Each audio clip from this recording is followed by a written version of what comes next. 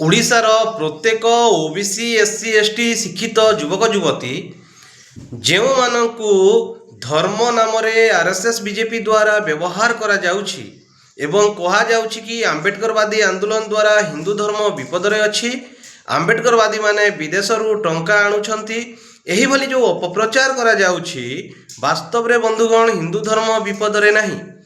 ବିପଦରେ ଅଛି ଓଡ଼ିଶାର 2,78,000 ସରକାରୀ ଚାକିରି, ଯେଉଁ ଚାକିରିରେ ଆପଣମାନେ ଅର୍ଥାତ୍ ଓବିସି ଏସସି ଏସଟି ବର୍ଗର ଉଚ୍ଚଶିକ୍ଷିତ ଯୁବକ ଯୁବତୀମାନେ ଚାକିରି କରିଥାନ୍ତେ।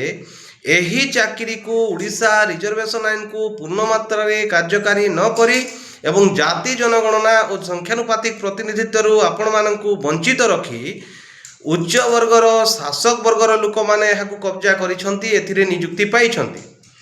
ଏହି ଘଟଣାକୁ ଆପଣଙ୍କ ନଜରରୁ ଦୂରେଇ ରଖିବା ପାଇଁ ଆପଣମାନଙ୍କୁ ଏଥିରୁ ଦୂରେଇ ରଖି ଧର୍ମ ନାମରେ ବ୍ୟବହାର କରାଯାଉଛି। ଓଡ଼ିଶା ବିଧାନସଭାରେ 29/11/2024ରେ ସରକାର ଯେଉଁ ପ୍ରଶ୍ନର ଉତ୍ତର ରଖିଛନ୍ତି, ଏହି ଉତ୍ତରକୁ ଯଦି ଆମେ ନଜର ପକାଇବା ତେବେ ଦେଖିବା ଯେ ଓଡ଼ିଶାର ଗ୍ରୁପ ଏରେ 24,599 ଜଣ ଅଧିକାରୀ ଅଛନ୍ତି।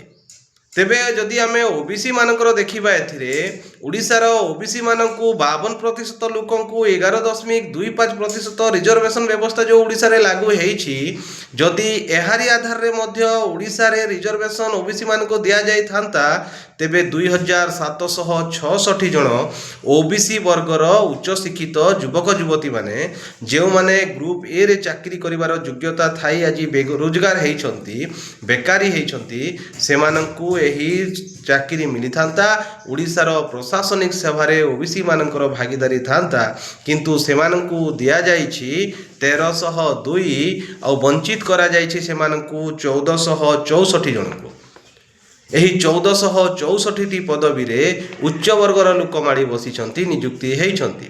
ଯଦି 52% ଏମାନଙ୍କୁ ଦେଖିବା, କାରଣ ଇଡବ୍ଲ୍ୟୁଏସ୍ ଲାଗୁ ହେଲା ପରେ ରିଜର୍ଭେସନରେ ଚାକିରିରେ ଆଉ 50% ସୀମା ନାହିଁ, ବର୍ତ୍ତମାନ ଟପି ଯାଇଛି।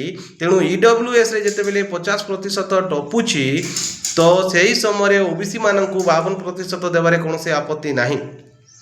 ଯଦି ଓବିସି ମାନଙ୍କୁ 52% ରିଜର୍ଭେସନ୍ ଦିଆଯିବ ତେବେ ଏହି 24,599ଟି ପଦବୀରେ ଓବିସି ମାନଙ୍କର 12,786 ଜଣ ଉଚ୍ଚ ଶିକ୍ଷିତ ଯୁବକ ଯୁବତୀ ନିଯୁକ୍ତି ପାଇଥାନ୍ତେ, କିନ୍ତୁ ସେମାନଙ୍କୁ 1,302 ଜଣଙ୍କୁ ଦିଆଯାଇଛି। ଯଦି କାଟିଦେବା ଏତି 12,786ରୁ 1,302 କାଟିଲେ 11,484 ଜଣ ଓବିସି ସମାଜର ଉଚ୍ଚ ଶିକ୍ଷିତ ଯୁବକ ଯୁବତୀ ଯେଉଁମାନେ ଗ୍ରୁପ ଏରେ ଚାକିରି କରିଥାନ୍ତେ ସେମାନଙ୍କୁ ବଞ୍ଚିତ କରାଗଲା।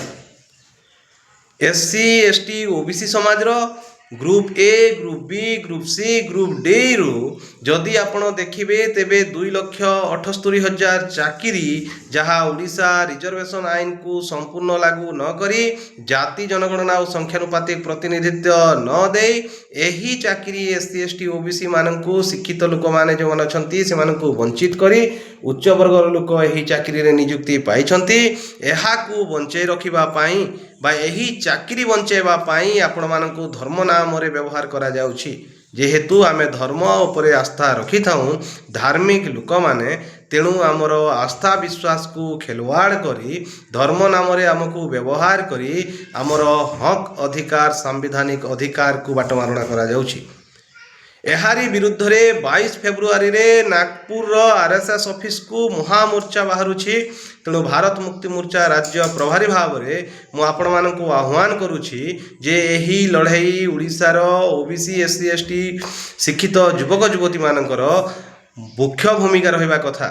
କାରଣ କଟକ ବାଲିଯାତ୍ରା ପଡ଼ିଆରେ ଯେତେବେଳେ ବାମସେଫର ଅଧିବେଶନ ହେବାର ଥିଲା ଏବଂ ଏଥିରେ ଜାତି ଜନଗଣନା ଓ ସଂଖ୍ୟାନୁପାତିକ ପ୍ରତିନିଧିତ୍ୱ ମାମଲା ଥିଲା, ତେଣୁ ଏହି ଲୋକମାନେ ଏହାକୁ ମୁସଲମାନ ମାନଙ୍କର ଅଧିବେଶନ କହି ବାତିଲ କଲେ। କାରଣ ଏମାନେ ଜାଣିଥିଲେ ଯେ ଯଦି ଏସସି ଏସଟି ଓବିସିଙ୍କ ଭିତରେ ଜାତି ଜନଗଣନା ଓ ସଂଖ୍ୟାନୁପାତିକ ପ୍ରତିନିଧିତ୍ୱ ଉପରେ ଆଲୋଚନା ହେବ, ଓଡ଼ିଶାରେ କେଉଁ ଜାତିର ଲୋକ କେତେ, ସେମାନଙ୍କର ଚାକିରିରେ ଆପଣଙ୍କର ପ୍ରଶାସନରେ ଶାସନରେ ରାଜନୀତିରେ କେତେ ପ୍ରତିଶତ ଲୋକ ଅଛନ୍ତି ତେବେ ଏହି 2,78,000 ଚାକିରି ଆମର ବିପଦରେ ପଡ଼ିଯିବ। ତେଣୁ ସେମାନେ ସେଇ ତାଙ୍କର 2,78,000 ଚାକିରି ଯାହା SC ST OBC ପାଇବା କଥା ତାହାକୁ ବଞ୍ଚାଇ ରଖିବା ପାଇଁ ସେଇ ଅଧିବେଶନକୁ ବାତିଲ କରିଦେଲେ।